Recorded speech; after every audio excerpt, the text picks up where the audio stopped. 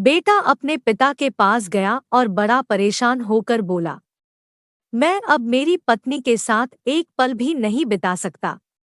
वो मुझे आंखों में चुभती है। कभी कभी मुझे लगता है कि मैं उसकी जान ही ले लूं, लेकिन मैं जानता हूं ऐसा करके मैं और ज्यादा मुसीबत मोल ले लूंगा। पिताजी, मैं आपके पास आया हूँ, अब आप ही मुझे कोई रास्ता बताइए। पिता ने एक गहरी सांस भरी और बोले, देख बेटा, मैं तुम्हें तुम्हारी पत्नी से छुटकारा दिला सकता हूँ। मेरे पास एक धीमा जहर है जो व्यक्ति को धीरे धीरे खत्म करता है। मैं तुम्हें वो देने के लिए तैयार हूँ, बस तुम्हें मेरी एक शर्त माननी होगी। दरअसल ये शर्त भी तुम्हारे भले के लिए ही है। तुम्हें आज से ही अपनी पत्नी से अच्छा व्यवहार करना होगा। उससे प्यार से बात करनी होगी। उसका एक बच्चे की तरह ख्याल रखना होगा। उसकी बातें, उसकी शिकायतें सुननी होगी, और ये सब इसलिए ताकि जब वो मरे तो किसी को तुम पर शक ना हो।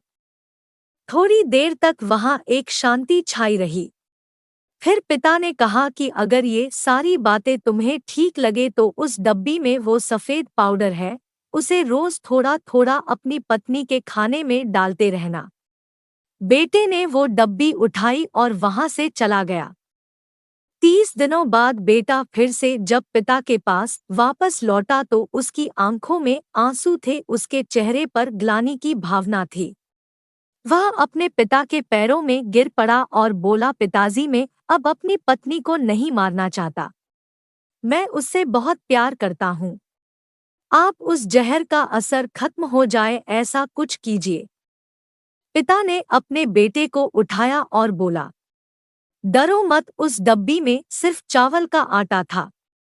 असली जहर तो तुम्हारे मन में था, और मैंने जो तुम्हें शर्तें बताई थी वो उस जहर का तोड़ था।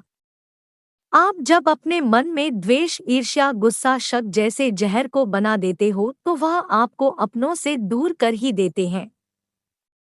उनसे निपटने का यही तरीका है कि अपनों की बात सुनें, अपनों का ख्याल रखें, दया भाव रखें, माफ करना सीखें और ज्यादा अपेक्षा न रखें।